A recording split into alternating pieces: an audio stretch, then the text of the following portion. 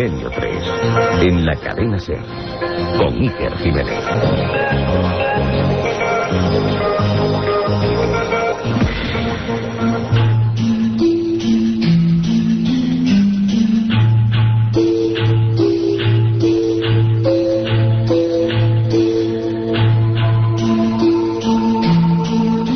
Millones de bloques de piedra milimétricamente cortados componen su misteriosa coraza. En sus entrañas, varias galerías y pasadizos recorren cientos de metros con finalidad desconocida.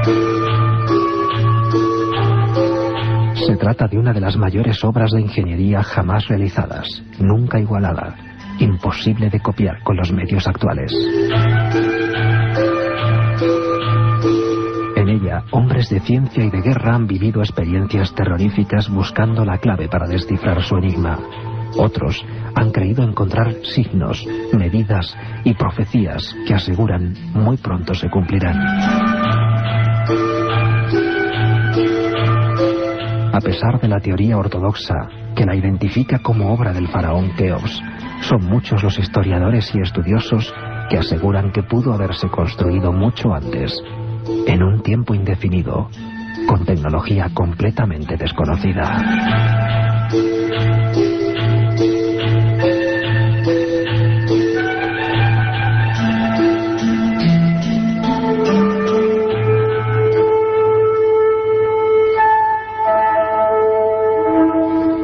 Buenas tardes, Milenio 3, nuevo horario de 4 a 5 de la tarde, antes de Carrusel, estamos en la SER.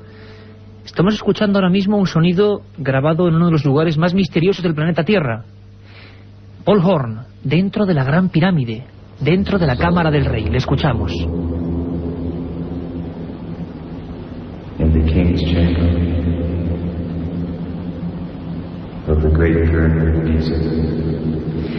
Dentro de la Cámara del Rey de la Gran Pirámide de Giza. Así suena el eco. Así son instrumentos antiguos. Y vamos a hacer un programa especial sobre ese tema que tanto nos pedís, Egipto. Y además, con esta música de Paul Horn y también con la de Rafael Pérez Arroyo, realizada con instrumentos tal y como tenían los viejos y antiguos egipcios, de hace 3000 años. Un sonido que nos va a transportar al país, quizá, más misterioso del mundo. Esta es la propuesta, Milenio 3, el equipo, el mejor. Carmen Porter, Katia Rocha, Carlos Barroso, este que os habla vuestro amigo Iker Jiménez, y hoy un lujo, 2 lugartenientes, Juan Carlos Engelmo, Paco Quiroga a los controles de esta nave de misterio y hoy de historia.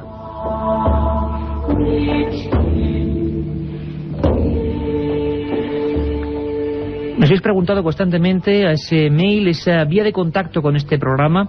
Sabéis que tenemos, y adelantará Carmen Porter, los contenidos, una doble edición, como siempre, de 3 a 4 de la madrugada, hoy con participación de los oyentes, ya os lo aviso, os lo adelanto. Tenemos un sinfín de cosas. Nuevo horario, lo repito, para que os vayáis acostumbrando, de 4 a 5 de la tarde. Vamos a ver hasta cuándo, de qué forma, siempre antes del fútbol.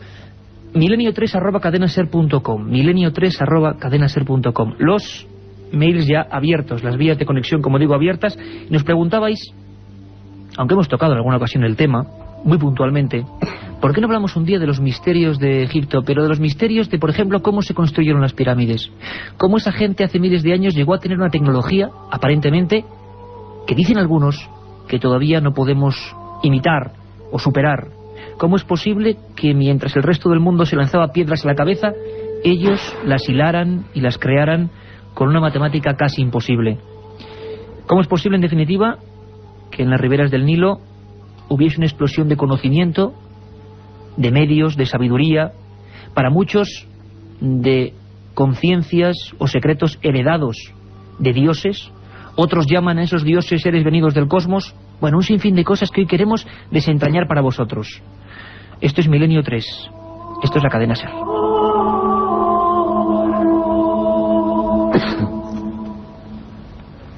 Y tengo en mis manos 2 libros, creo que realmente sensacionales, sinceramente os lo digo. Esta noche de madrugada sorteamos ese libro Encuentros, la historia de los ovnis en España entre todos vosotros, con vuestras llamadas. Y aquí, ya en el estudio 1, a pesar de que sea de día, y yo creo que Milenio 3 puede ir de día, de noche, de madrugada, da exactamente lo mismo, tenemos, por supuesto, La nave del misterio está ya a oscuras, solo un halo de luz. Y estos dos libros que son, como digo, una auténtica maravilla. Uno se llama El secreto de la Gran Pirámide, y lo ha hecho un hombre que ha estado unas 50 veces en el país de los faraones y que ha recorrido toda ella, que la ha fotografiado entera, hasta esos pasadizos donde no puede pasar nadie. Ahí está esta obra, El secreto de la Gran Pirámide, El archivo del misterio, editorial Edad, y aquí está su autor, don Manuel Delgado, con un poquillo de tos en un principio. Manuel, ¿cómo estás, compañero? Hola, muy buenas tardes, encantado de estar con vosotros y sobre todo con toda tu gran audiencia. A gusto de estar aquí intentando a esta nueva audiencia que nos encontramos de 4 a 5, y estoy seguro que un montón de gente más se va a sumar al proyecto, al espíritu de Milenio 3, pues para contar un montón de cosas, ¿no? Por una pregunta, Manuel, ¿por qué, por ejemplo, cuando en los kioscos, cuando salen entregas de, por ejemplo, de historia, enciclopedias, es raro? Tú me lo dijiste un día y me lo dijiste en el Cairo, en nuestro primer viaje a Egipto, me decías, ¿te has dado cuenta, Iker, que casi nunca empiezan con la prehistoria? Casi nunca el fascículo 1, ese de regalo, suele ser Altamira, la prehistoria. Suele ser una imagen arquetípica. O la Gran Pirámide, de la que íbamos a hablar, o la máscara de Tutankamón. Parece que los editores sabemos o saben que algo atrae de Egipto, algo que no sabemos ni comprender. ¿Es cierto? ¿Por qué? Donde está claro que la cultura faraónica nos llega a todos. Es algo que desde pequeñitos, en los libros de historia y en televisión y sobre todo en películas también, pues la imagen de las pirámides, la imagen de los templos egipcios, la imagen de toda su escultura y de todos sus relieves es algo que nos es conocido. Distinto sería, no sé, intentar vender un libro de las culturas en Finlandia o en algún país de Asia, ¿no? Que nos suena como más lejano, ¿no? Como más lejano y menos conocido y menos familiar. En cambio, ¿quién no ha conocido alguna vez algún relato, alguna historia de alguno de los faraones que a lo largo de todo el imperio pues hicieron algo, ¿no? Y sobre todo también algo que toca mucho la vanidad, el orgullo y sobre todo la economía de los seres humanos, que son los grandes tesoros. Yo creo que el descubrimiento de la tumba de Tutankamón, pues aquellos más de 1000 kilos de oro, el descubrimiento arqueológico creo más importante de todos los tiempos, pues ha despertado también cierta vena que a todos nos hace rememorar esa parte de Indiana Jones que todos tenemos dentro, ¿no? A todos nos encantaría haber sido Howard Carter alguna vez y encontrar pues alguna de estas grandísimas tumbas que por supuesto tiene que haber todavía en Egipto, y ya no pasar a la historia, sino simplemente pues haber aportado algo al conocimiento. Pues ahí lo tienen, un aventurero, un explorador, autor de El secreto de la Gran Pirámide, la construcción más misteriosa del mundo, el archivo del misterio, editorial Edad. Y en el otro flanco, hoy estoy fenomenalmente acompañado, tenemos a un colega de este equipo, nuestro arqueólogo, es decir, la persona que siempre nos desentraña los misterios que cada vez os apasionan más y os gustan más. Yo siempre lo digo, Milenio 3 no es un programa de temas paranormales, ni mucho menos, no nos restringimos a eso. Es un programa de periodismo de lo desconocido, y el abanico es amplísimo. Nacho, pues casi ha parido, si me permitís la expresión, al mismo tiempo que Manuel Delgado, en la misma colección, en el Archivo del Misterio de Edad, un libro sensacional, La historia perdida, que es el mismo nombre de la sección que hace todas las madrugadas. Enigmas que el tiempo y los hombres, fijaros bien, ocultaron. Nacho Ores además tiene alguna frase que es memorable. Dice que para comprender, enamorarse y para investigar Egipto hace falta más de una vida. Nacho, buenas tardes. Iba a decirte buenas noches por la costumbre, pero buenas tardes. Buenas tardes, Iker. Efectivamente, hay infinidad de enigmas y misterios relacionados con la cultura egipcia que no se pueden desentrañar en absoluto en la sola vida de una persona. Son generaciones y generaciones de investigadores. Hay que pensar que la egiptología como tal apenas tiene poco más de 2 siglos de existencia, desde que en 1822 Champollion descifrara los jeroglíficos, que fue como una especie de apertura, de destape del tarro de las esencias, ¿no? Porque hay una cosa importante, Nacho, es que muy poca gente sabe, nos dirigimos hoy a un público amplísimo y distinto, que los jeroglíficos, hay gente que debe pensar que se leían por todas las culturas. No, el hombre occidental hasta hace bien poquito no sabía que era esa extrañísima grafía de los egipcios, ¿no?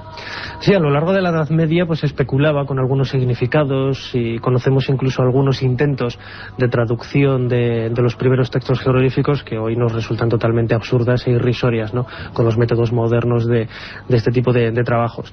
Pero, como decía antes, la cultura egipcia es tan amplia, no solamente en su estado cronológico, es decir, que esos casi 3.500 años de historia, de esplendor que tuvo en la antigüedad, sino son tantos millones de tumbas, miles y miles y miles y miles de personas importantes que llenaron estos siglos de historia, que la convierten no solamente en la cuna de la civilización moderna, sino en uno de los lugares más enigmáticos e insólitos del planeta.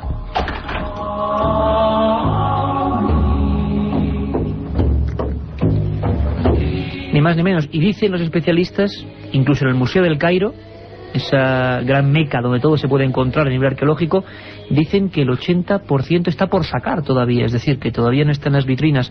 Algo parecido puede pasar debajo de las arenas del desierto.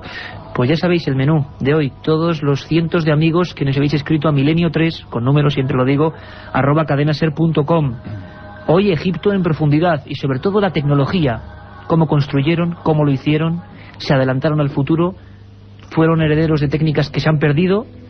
2 libros de cabecera, El secreto de la Gran Pirámide, La historia perdida. Manuel Delgado, Nacho Ares. Este es el menú de hoy.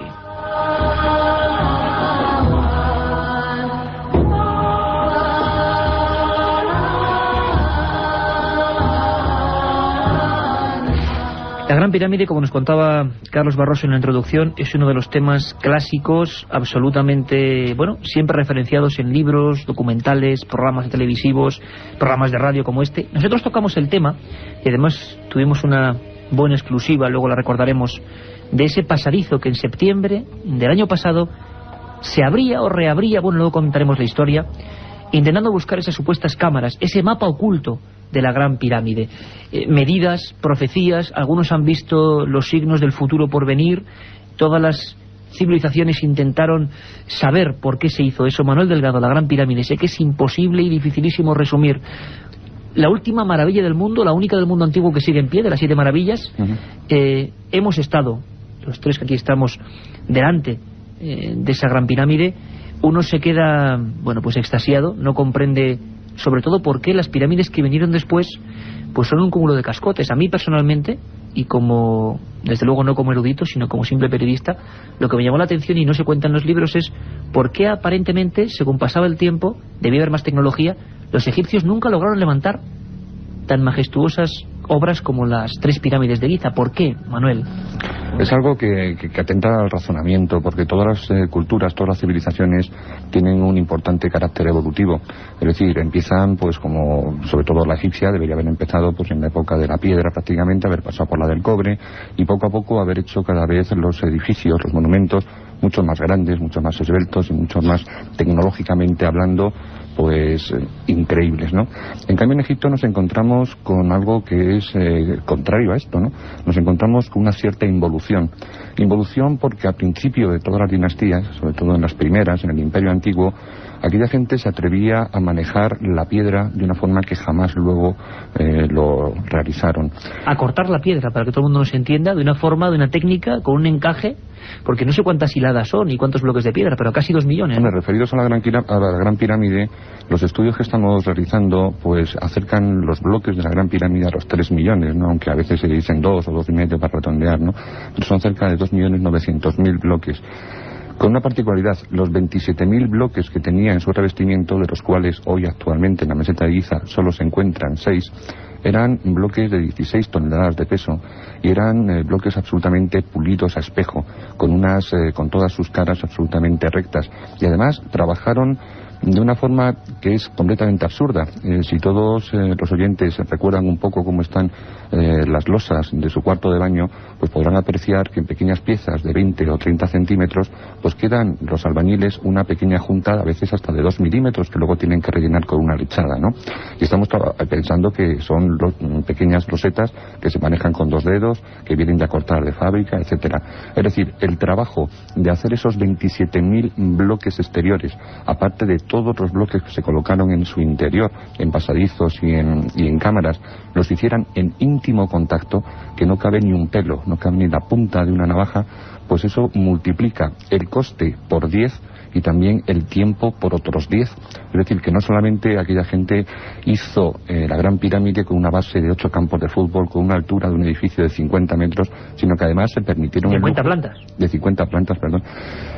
Sino que además multiplicaron el trabajo para en teoría hacer una tumba, aunque luego posteriormente se ha descubierto que no fue tal tumba, ¿no?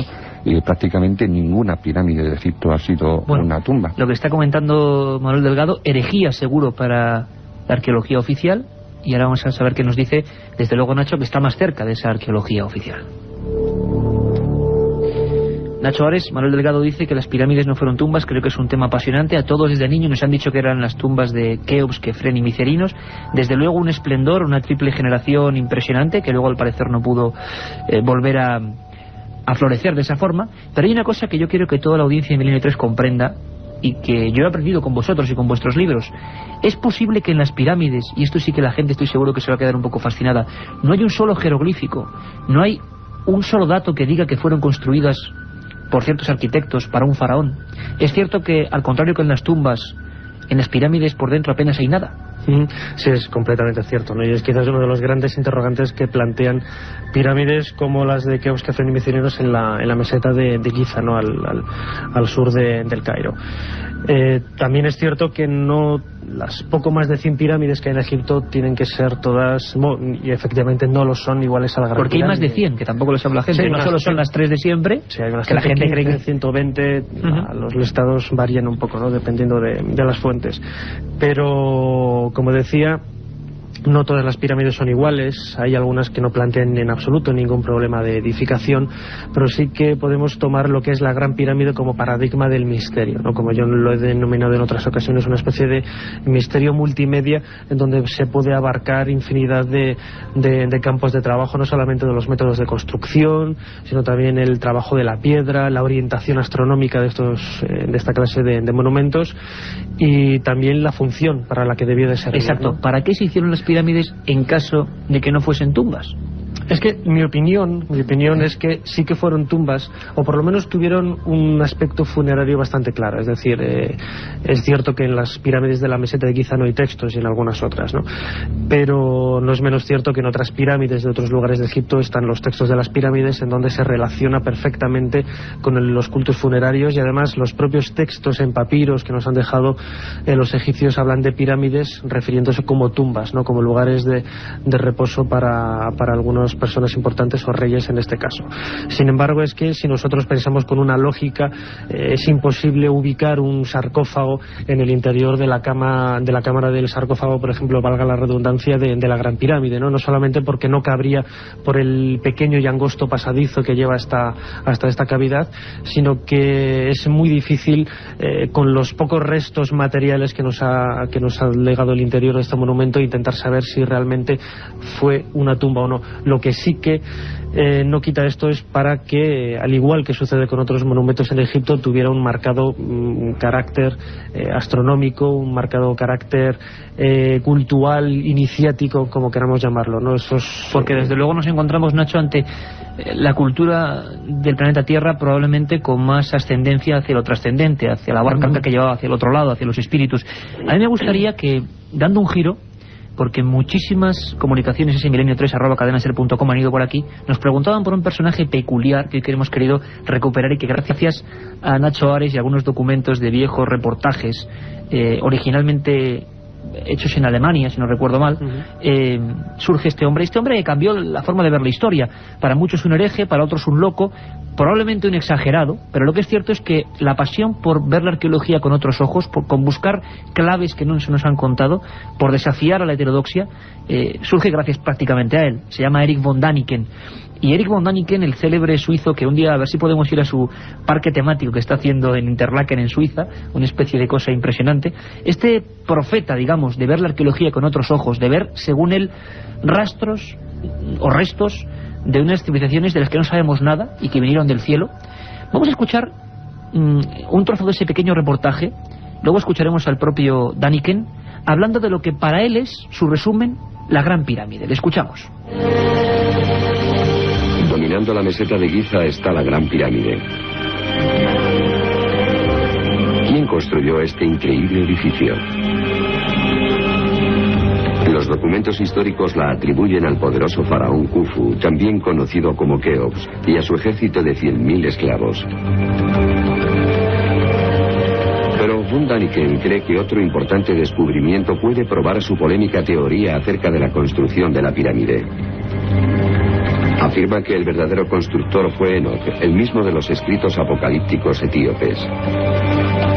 Erich von Däniken sostiene que Enoch fue advertido por los dioses del cielo de que un gran diluvio destruiría la civilización.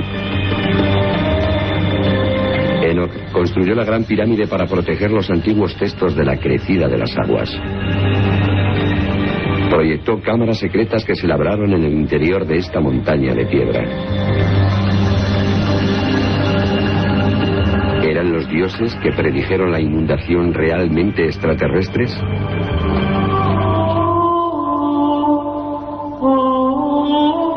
Esto es Milenio 3 y estamos en la cadena SER para toda España y para el mundo a través de la red. Manuel Delgado, escuchábamos algo posiblemente para muchos delirante de Erich von Däniken, este hostelero suizo que cuando nadie le creía con un viejo Volkswagen recorría el mundo, se iba de un lado para otro y hizo un librito que en España publicó Plaza y Janés que se llamó Recuerdos del Futuro. Costó, creo que fueron 18 editoriales, le dijeron que no. 50 millones de libros vendidos, un fenómeno creo que sin parangón en el mundo, solo comparable pues a Harry Potter, alguna cosa de estas. Erich von Däniken, Recuerdos del Futuro, la pirámide, obra de seres de otro mundo. Manuel, herejía, ¿hay algo de cierto? ¿Tú qué opinas después de 50 viajes fotografiando cada milímetro, como dejas claro en tu libro, de la Gran Pirámide? ¿Puede tener una conexión esto certera? Hombre, esto, para llegar a este tipo de conclusiones, primero hay que hacer unos breves apuntes.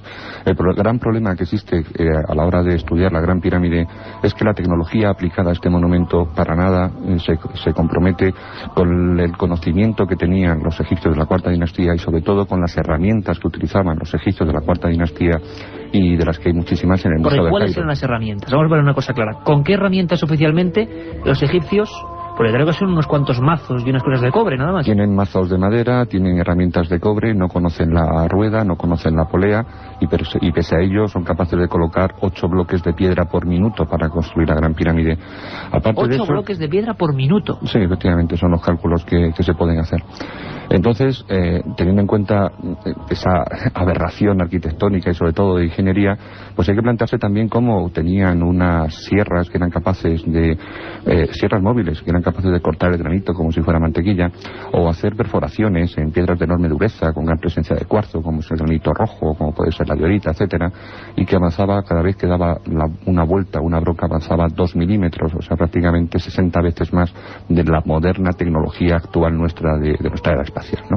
Cuando nos encontramos con, y también, como ha dicho Ares, de la gran ausencia de jeroglíficos y sobre todo de textos que indiquen cuál era la tecnología aplicada. Porque sobre todo, Manuel, la gente estará pensando, poniéndose del punto de vista del espectador, los faraones que eran unos tíos, podemos decir, tremendamente chulescos con sus obras, ¿no? Imagino que si alguien hace eso absolutamente inigualado nunca, dejaría bien sus marcas, monumentos, registros de que fueron ellos, ¿no? Lo que está claro es que 10 años antes de la meseta de Giza, de esta hipotética Cuarta Dinastía, los egipcios no sabían construir pirámides. Las que nos quedan de la Tercera Dinastía son prácticamente, amontonamientos de piedra. Y lo que está claro también es que después de 10 años de esta Cuarta Dinastía se olvidan absolutamente de construir pirámides. Con esta isla anacrónica dentro de la tecnología industrial, pues en donde empiezan a surgir este tipo de hipótesis, ¿no? Por un lado, la hipótesis extraterrestre, que nos hablaba un poco antes von Däniken, que tiene sus argumentos también, ¿eh? Por otro lado, está la hipótesis de una civilización antigua, desaparecida, como humana, puede ser, en Egipto, pero puede ser la Atlántida, ¿no? Por ejemplo. También hay seguidores de esta hipótesis. También existen seguidores que hablan de cosas tan peregrinas como un viaje en el tiempo de unos seres del futuro que viajan al pasado y construyen eso, con una tecnología que nosotros todavía no tenemos. Y además existe una cosa que es fundamental. Para valorar la construcción de la Gran Pirámide no hay que recurrir a los arqueólogos, que sabrán mucho de arqueología, pero que no tienen a veces ni idea de ingeniería o de arquitectura. Yo creo que nuestra sociedad actual ha tenido un gran problema con la revolución industrial. Todos nos hemos especializado, y el que es matemático sabe mucho de matemáticas, y el que es físico, el que es químico, cada uno sabe un poco de su ciencia, pero un químico no sabe de teología. Sí, que se han perdido un poco las perspectivas pruebas de la multidisciplina, ¿no? Yo creo que en el antiguo Egipto y en otras civilizaciones del mundo todo esto se tenía muy en cuenta, y que la Gran Pirámide es el compendio de todas las ramas del saber, y solamente afortunadamente se están incorporando al estudio de las pirámides personas de todas las ramas del saber, y cuando entra un físico a la Gran Pirámide ve que esa pirámide trabajó como máquina. Cuando entra un biólogo ve las propiedades biológicas que tiene la Gran Pirámide. Cuando entra un astrónomo ve cuáles eran las relaciones que existen entre las pirámides de Giza y ese cielo que está y ahora hablaremos de eso, Manuel. Realmente apasionante. Todo. Yo recuerdo perfectamente uno de los viajes a Egipto. Nos acompañaba un constructor acostumbrado a cortar el hormigón en piezas de 20.000, 30.000 kilos, de hacer grandes obras hidráulicas, era Pedro Martínez Poveda, y recuerdo perfectamente la primera vez que llegaba a Egipto, cuando se plantó delante de la Gran Pirámide, me dijo: Iker, viendo los cortes de la piedra, esto es imposible. Vamos a escuchar muy brevemente un par de apuntes, Nacho, y ahora te voy a preguntar una cosa interesante, porque el tiempo vuela hablando con vosotros. Javier Sierra ha hecho una obra que se llama El secreto egipcio de Napoleón. Habla un poco de lo que decía Manuel. Ya no es solo la arquitectura, que no haya jeroglíficos, que no se haya igualado esa obra, que nadie sepa exactamente cómo y para qué se ha construido, sino que grandes hombres de guerra y de ciencia vivieron experiencias francamente aterradoras, terroríficas. Y una de las más célebres era esa noche en la que supuestamente Napoleón pasó una noche entera solo en esa cámara interior de la Gran Pirámide, en un lugar donde siente uno 2 millones de bloques de piedra encima, y salió blanco, desencajado, pidiendo por favor, claro, no sé si esto se sabe, es que no se logró, que sus biógrafos borraran aquel día de la conquista o de la campaña de Egipto. ¿Qué le pasó a Napoleón dentro de la Gran Pirámide? Nos contesta Javier Sierra. La madrugada del 12 al 13 de agosto de 1799, cuando Napoleón Bonaparte llevaba ya casi un año en tierras de Egipto y Palestina, decidió someterse a una experiencia singular.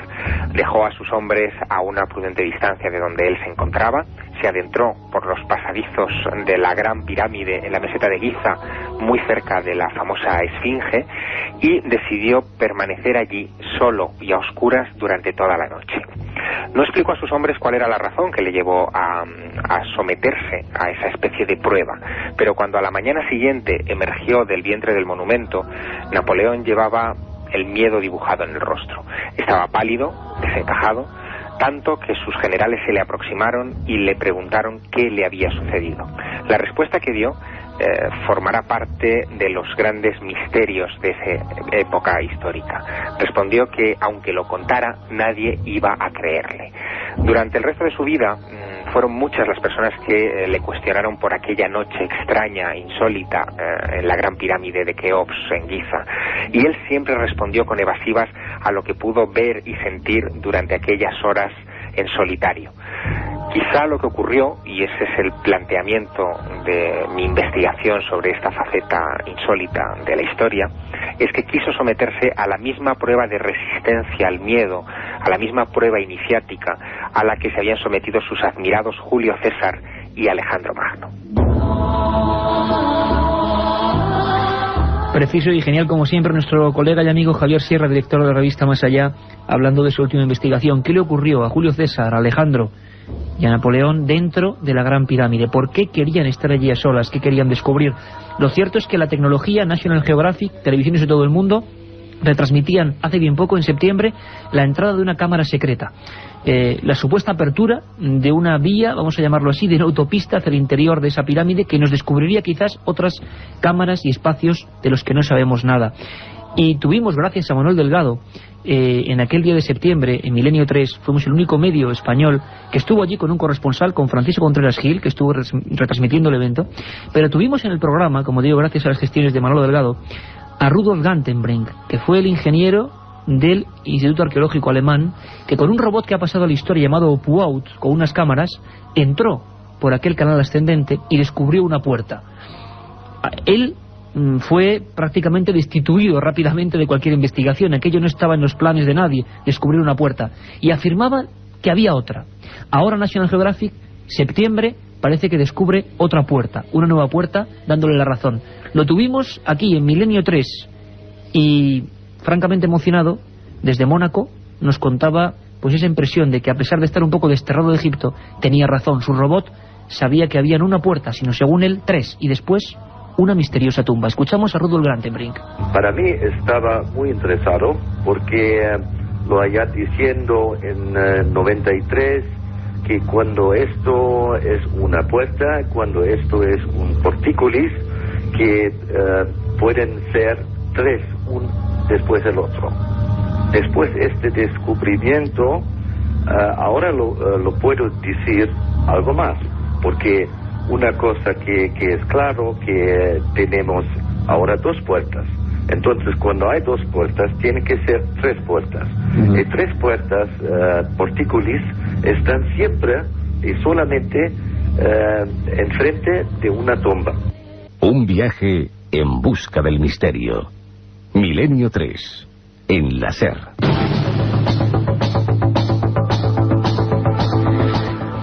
Cuatro y 37 minutos de esta tarde. Sabéis que a partir de ahora, al menos de momento, de 4 a 5 Milenio 3 y luego de 3 a 4 un nuevo programa como siempre con un montón de cosas, y esta noche muy especial, ¿verdad, Carmen? Pues sí, que buenas tardes. Esta noche vamos a abrir los micrófonos para todos aquellos oyentes que quieran llamarnos, preguntarnos cosas o incluso contarnos casos que les hayan ocurrido. El teléfono, el de siempre, un teléfono gratuito, 900-100-800. De 3 a 4, no de llaméis 3 a antes, 4 que no de la hay sentido. madrugada.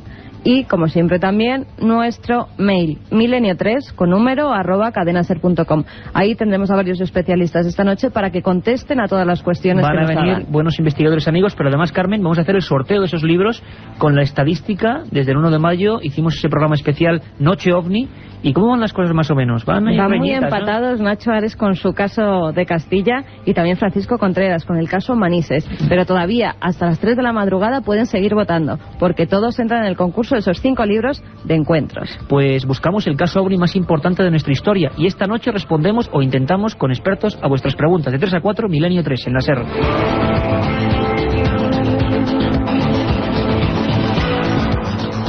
Hemos hablado y sabemos que da no para un programa. El secreto de la Gran Pirámide, como dice el libro de Manolo Delgado, no da para un programa, da para 3, para 4 y para 5. Y lo iremos haciendo, y ojalá desde allí. Un viejo proyecto que ojalá se cumpla pronto de este equipo. Pero Manuel y Nacho, ahora hablaremos con él, hablan de trabajo distinto de la piedra, herramientas demasiado burdas, mazos de madera, de cobre, para manejar algunos de los elementos más duros que existen. Hay piezas que parecen sacadas del tiempo, piezas que están en algunos museos. Escuchamos a Carlos Barroso y nos metemos en la historia de cómo trabajaba la piedra este pueblo egipcio.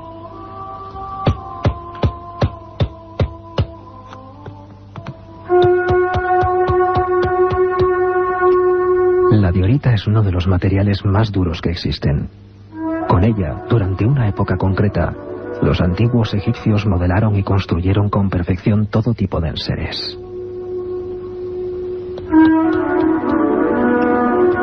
Nadie comprende cómo con los rudimentarios martillos de cobre que oficialmente se manejaban, se pudieron crear maravillas como la escultura del faraón Kefren, un prodigio inigualable de manufactura, detalles y perfección.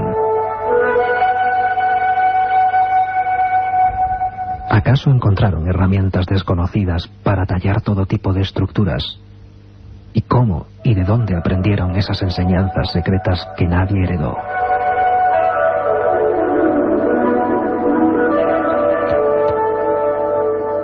No.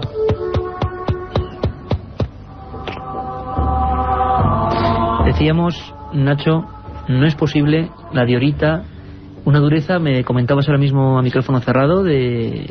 Sí, entre 8 o 9, depende. Estamos hablando, vamos, de una cosa que no es moco de pavo, ni mucho menos. No, en absoluto. El problema que plantea este tipo de investigaciones es que, como decíamos al principio, no tenemos textos ni tenemos fuentes que nos hayan dejado los egipcios para intentar saber qué métodos de trabajo eran los que utilizaban. Sí que conocemos, en cambio, representaciones en paredes, en paneles, pinturas, relieves, en donde aparecen algunas escenas de este tipo de talleres, donde parece que utilizan una serie de herramientas cilíndricas. La arqueología experimental, en la actualidad, por ejemplo, ha conseguido demostrar que efectivamente con herramientas de cobre se puede trabajar piedras tan duras como el granito, la diorita o el basalto. Eso es una investigación con resultados inapelables. Es decir, yo no conozco ningún investigador que piense lo contrario, que todavía haya demostrado que con herramientas de cobre no se puede tallar la diorita o entonces, ¿por qué surge este misterio? Estos taladros, estos que yo mismo los he podido ver en Abusil y en algunos sitios, taladros que entran, vamos, como si fueran modernos aparatos de tecnología. En muchos casos, o bien por desinformación, o bien porque antes, por ejemplo, Manolo Delgado hablaba de un problema del tiempo que se utilizó para construir la Gran Pirámide, ¿no? Efectivamente hay una serie de datos, de algoritmos matemáticos sobre el tiempo estipulado para la construcción de este monumento, ¿no? Que se calcula que eran 20 años. Yo creo que fue muchísimo tiempo más. O sea, es imposible que ni siquiera con herramientas modernas, con trabajos de ingeniería modernos en este periodo de tiempo se pueda construir. Pero tú hablas, por ejemplo, en algunos reportajes tuyos, Nacho, y en tus propios libros, como La historia perdida, hablabas de unos vasos realizados con diorita, con los fondos, que te costaba mucho creer cómo se había manufacturado eso, o por qué desde luego no había un seguimiento de esa tecnología, o qué pasa, es en un momento muy concreto. El máximo experto en este tipo de investigaciones es un ingeniero inglés de la Universidad de Manchester, Dennis Allen Stokes, que ha trabajado durante más de 20 años, casi 25, en la parte de ingeniero, es egiptólogo también, en la investigación de este tipo de taladros, ¿no? Del vaciado de vasos, bien tubos rectos, bien panzudos, etcétera. Su trabajo de investigación, siguiendo un poco lo que comentaba antes, ¿no? Las descripciones de estos talleres de piedra, hacen pensar que, y además es una cosa que ha conseguido él mismo, o sea, como decía antes, son pruebas irrefutables, porque él mismo ha conseguido con herramientas de cobre vaciar este tipo de vasos construidos con estos materiales. Lo que sí que, sin embargo, él me reconocía en ciertas ocasiones que, por ejemplo, le planteaban muchas interrogantes lo que son los vasos panzudos, es decir, vasos que tienen un cuello estrecho y que luego se abren a la altura de la panza, y por ese cuello estrecho apenas puede introducirse, no voy a decir ya ni la mano de un niño, ¿no? Sino que una herramienta muy estrecha. Tuvieron que haber utilizado taladros con ejes móviles, etcétera, que ya efectivamente, no solamente la ausencia de fuentes, sino la ausencia de referencias arqueológicas, ya podemos especular con cualquier tipo de teoría. Algo realmente impresionante, pero incluso hay quien va más allá en este rápido recorrido que hacemos por la tecnología del antiguo Egipto, y de un espacio temporal muy concreto, de una especie de explosión del conocimiento que luego se perdió. Como bien decía Manuel Delgado, es como, bueno, una comparativa, como si ahora hacemos la Torre Picasso y después de 2 siglos no sabemos levantar ni una chabola, ¿no? Algo más o menos parecido. Pero ella, incluso quien estudió e intentó hallar, hay un libro fantástico, se llamó La luz de los faraones, cómo trabajaban en el fondo de aquellas tumbas, algunas tú las remarcas en tu libro, Nacho, a más de 100 metros de profundidad.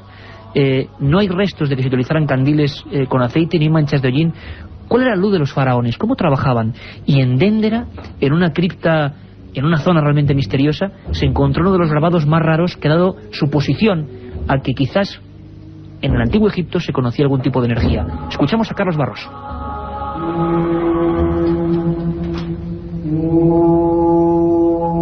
En lo más profundo de una cripta situada en Déndera, las modernas linternas se enfrentan a un imposible.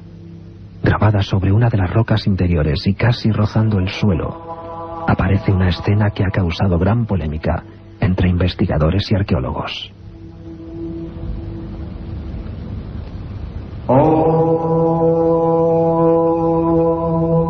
Varios egipcios manejan una caja de la que surge un gigantesco óvalo parecido a una bombilla. Dentro, unos filamentos finos la recorren y varios signos de peligro avisan a los incautos.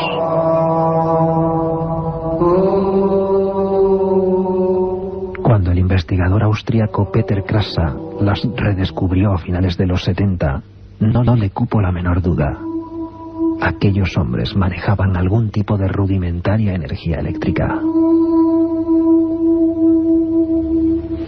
Las supuestas bombillas de Déndera que todos hemos podido ver en lo más profundo de una oscura cripta, en ese lugar del corazón de Egipto. Volvemos un momento a escuchar a ese polémico y a veces para algunos exageradísimo profeta de la nueva arqueología en su época, que construyó una auténtica renovación, Erich von Däniken, que desde Déndera, y gracias a Nacho Ares, nos comentaba en un reportaje de la televisión alemana lo que para él significaba. En algunos templos se había construido, se había generado ese tipo de energía eléctrica. Y luego veremos cómo hay algunas piezas, por ejemplo la llamada pila de Bagdad, hecha con cobre y con algunos revestimientos, que parece que estaban predestinadas a eso, a desde luego iluminarse y no con antorchas en lo más profundo de las arenas del desierto. Escuchamos a Erich von Däniken.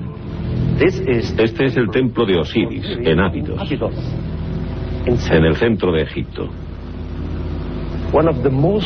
Aquí hay uno de los regalos más misteriosos que ha bajado a la tierra desde el cielo. Es el llamado pilar de Jet. Se ha sugerido que podía ser un símbolo de fertilidad o quizá de la eternidad, pero también un símbolo de fuerza. ¿Qué fuerza? ¿Se referirían quizá a la electricidad?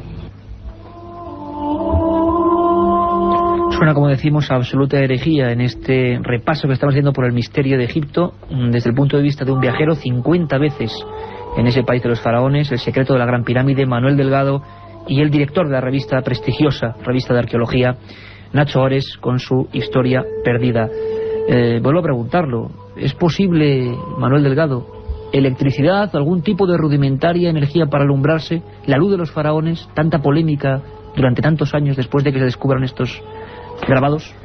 Hombre, no hay tiempo para desarrollar mucho las ideas aquí en una hora, ¿no? Y como bien decías, pues habría que desarrollarlo en un montón de programas. Y tocaremos un montón más de programas, desde luego. Lo que está claro es que si en la retransmisión que hizo el National Geographic en el pasado septiembre en relación con la pirámide, pues hubo 1.500 millones de personas atadas al televisor, yo creo que estaban ahí precisamente, o estábamos mirando esas imágenes, no por los resultados ni de los arqueólogos, no por supuesto por lo que dicen los libros de historia referente a la Gran Pirámide, sino con todo lo relacionado con los enigmas y con los misterios.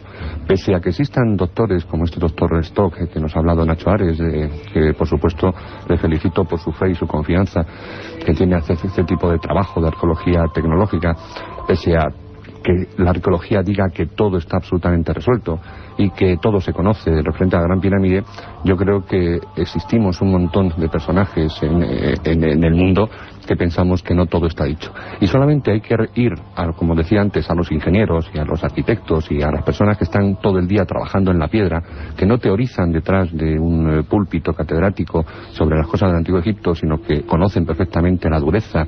Y te voy a poner solamente un ejemplo. Según la arqueología, el torno de alfarero aparece en Egipto en la dinastía 13.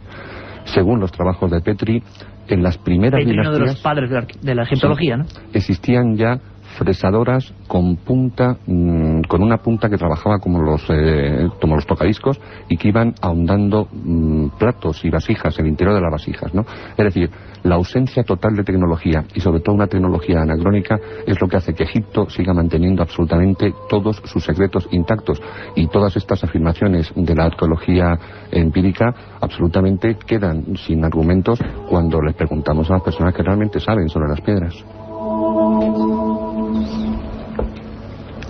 Y hablamos incluso... Manuel, ¿queréis apuntar una cosa?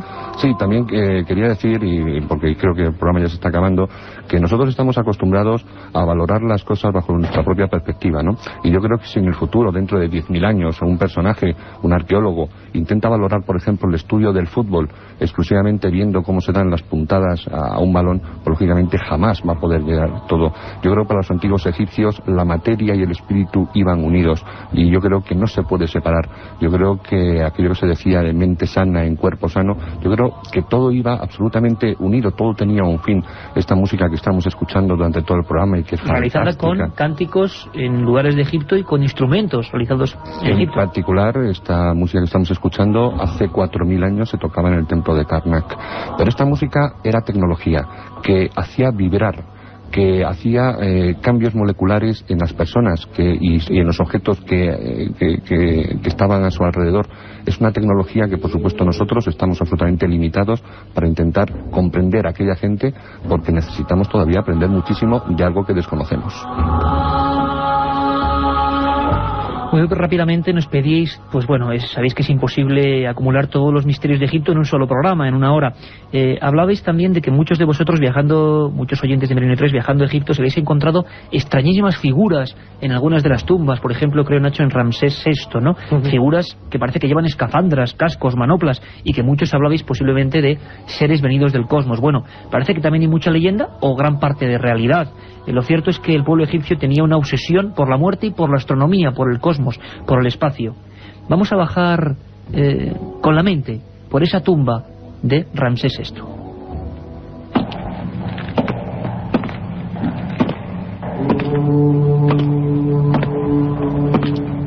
Al descender por la oscura tumba del faraón Ramsés VI en el Valle de los Reyes, el viajero se percata de la presencia de unos enigmáticos personajes que se asoman a través de las paredes. Humanoides provistos de escafandras y manoplas, sin cara, posicionados en fila como un ejército fantasmal. Algunos portan algo parecido a bombas de oxígeno y no se parecen a ningún otro personaje dibujado en los frescos.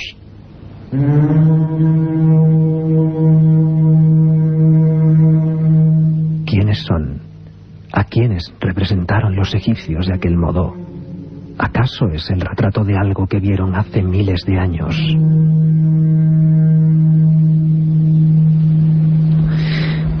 Nacho Ares, director de la revista Arqueología, cuando uno baja por esas tumbas del Valle de los Reyes ve personajes muy extraños, tan extraños como para que muchos pensaran que eran realmente seres venidos de otros planetas. Sí, y es una tradición que viene en parte de la época decimonónica de principios del 19 e incluso del 18, ¿no? Cuando no se conocía la escritura jeroglífica y había personas que identificaban estos seres extraños, algunos como decíamos en la entradilla, pues eso, incluso representados con escafandras, con cabezas de animales o cabezas de serpientes dobles, etcétera, ¿no? Es en parte intentar identificar estas descripciones, estos personajes con seres extraterrestres, es, como comentábamos el otro día, una especie de leyenda urbana, ¿no? Si cualquier lector se acerca a estudiar y a leer, mejor dicho, la traducción de los textos que acompañan a esos personajes, nos podremos dar cuenta perfectamente que son seres mitológicos, seres un poco en lo que comentaba antes Manolo, ¿no? Imbuidos un poco en lo que es la mentalidad del antiguo Egipto, que hay que verlo precisamente como eso, hombres de hace 5.000 años, 4.000 años, que no tienen que ver nada en absoluto. La sensación, yo siempre digo que la radio sí que puede transmitir imágenes, y uno va bajando por esa tumba absolutamente oscura y ve estos seres de cabeza amarilla, sin cara, con manoplas que están ahí grabados, la sensación que da realmente es que estamos bajando hacia el infierno, hacia el más allá, que es lo que realmente pretendían. Y sobre todo hablábamos de la conexión cósmica, ¿no? Tú tienes un buen amigo que es Francisco Martín Valentín, que es director del Instituto de Estudios del Antiguo Egipto y que ahora está como director del proyecto Senetmut. Yo no sé si lo digo bien. Sí, Senetmut, perfectamente. Es una de las tumbas más curiosas de lo que es la necrópolis tebana, ya que, bueno, Senetmut fue el amante, arquitecto, pareja, como queramos entenderlo, del fastuoso templo que hay de Ender el Bahri, de la reina Hatshepsut, uno de los personajes más importantes de la historia de Egipto, y que curiosamente en la cámara funeraria tiene grabado en el techo uno de los dibujos, de los planos, de los mapas astronómicos más insólitos y mejor conservados que hay en todo lo que es la arqueología Otra egipcia. Cosa maravillosa, como esos egipcios hace miles y miles de años dibujaban perfectamente, estudiaban el cosmos y creían en su influencia. Francisco Martín Valentín, buenas noches, iba a decir otra vez, acostumbrado a otro horario. Buenas tardes. Buenas tardes. Encantado de tenerte, toda la suerte del mundo para ese proyecto de investigación. Estamos acercándonos a un montón de gente que además en este nuevo horario pues nos pedía básicamente algunas pinceladas de misterios de Egipto. ¿Es verdad que había esa obsesión, podemos llamarla, por las estrellas en el pueblo egipcio, Francisco? Claro, obviamente porque Egipto tiene el cielo más magnificente, más luminoso por la noche y por el día, pero por la noche, yo creo, de todos los países del mundo. Por tanto, los egipcios siempre quedaron atrapados por esa luminaria de estrellas, constelaciones y astros que estaban sobre sus cabezas por las noches, momento en el que el sol no estaba presente, que para ellos era muy importante. Francisco, ahí también nos pregunta un montón de gente, algunos investigadores que aseguran que nada era casual, que por ejemplo la construcción de las pirámides y su alineación pues podía representar constelaciones. Se ha hablado, si no me corregís compañeros, de Orión, de Sirio. Bueno, ¿qué hay de cierto en esto, Francisco? Bueno, la certeza o la certidumbre o incertidumbre de todos estos datos siempre es delicado de afirmar, pero yo creo que la egiptología ha de buscar en lo que conocemos y a partir de ahí sacar conclusiones. Yo diría que, por ejemplo, a partir de este proyecto que tenemos, el proyecto Senetmut, que básicamente reside en el reacondicionamiento, estudio y conservación de esta tumba, que en realidad es un cenotafio de este gran hombre, Senetmut, que ocupó una serie de cargos muy importantes para la reina Hatshepsut en la dinastía 18, y que sobre todo era un astrónomo, entre otras serie de cosas. Podemos deducir que esto que tú comentabas puede ser cierto. ¿Por qué? Porque los astrónomos en Egipto son una figura permanente desde el Imperio Antiguo hasta las bajas épocas, durante toda la historia de Egipto, que son depositarios de una ciencia completamente personal, individualizada y no diría secreta, pero patrimonio de unos muy pocos. Entonces, si en este techo astronómico de Senenmut podemos, que es la joya de la tumba, y yo creo que la joya de muchos de los monumentos del siglo XVIII, podemos distinguir constelaciones como la constelación del dragón, el cisne, la osa mayor, el barco, la del carnero, Orión, Sirio. Quiero decir que efectivamente esto indica que ya en el Imperio Antiguo conocían perfectamente todas estas constelaciones y se servían de ellas para establecer sus sistemas de orientación de los monumentos, de los templos, de las pirámides, de absolutamente todo. Francamente apasionante, Francisco. No tenemos apenas tiempo para más, será un breve apunte. De verdad, muchísima suerte con ese proyecto Senenmut, dejar el pabellón bien alto, que sabemos que lo vais a hacer, y desde luego estaréis aquí para contarnos muchas más cosas. Muchas gracias, compañero. Sí, yo solamente quería decir una cosa, si es posible. Dejar bien patente que el proyecto es un proyecto totalmente español, y que las personas interesadas, si quieren verlo, lo pueden ver en internet, en la página www.senenmut.com. Perfecto. Francisco, un abrazo muy fuerte, gracias por tu aportación. Adiós. Sabemos que es imposible resumir tantos misterios de una cultura que tanto fascina. Decíamos al principio que no sabemos por qué todas las enciclopedias de arte empiezan no con la prehistoria, sino casi siempre con la imagen arquetípica de Tutankamón, al que dedicamos ya un programa. En segundos, sé que es dificilísimo. Manuel Delgado, 50 viajes en busca del secreto de la Gran Pirámide, tu último libro. ¿Te quedas con algún misterio concreto de Egipto que puedas decir telegráficamente? Sé que es imposible, pero... Pues sí, 50 viajes intentando resolver misterios y todavía no lo he conseguido, ¿no? Pero no solamente yo creo que todavía la Gran Pirámide tiene un montón de misterios, y si te das cuenta un poquito lo que es la ambigüedad de la egiptología, o por ejemplo lo que ha dicho Nacho Ares, ¿no?, que afirma que la Gran Pirámide se construyó en mucho más de 20 años, luego yo creo que hay amplio margen para todavía debatir muchas cosas. Hay que reescribir la historia y en esta línea tenemos que continuar. Nacho. Pues un poco lo de Manolo, ¿no? Cada uno sigue caminos diferentes, pero todos vamos a lo mismo, ¿no? Intentar conocer cuál es el origen y significado de la civilización egipcia, y todavía queda muchísimo por hacer.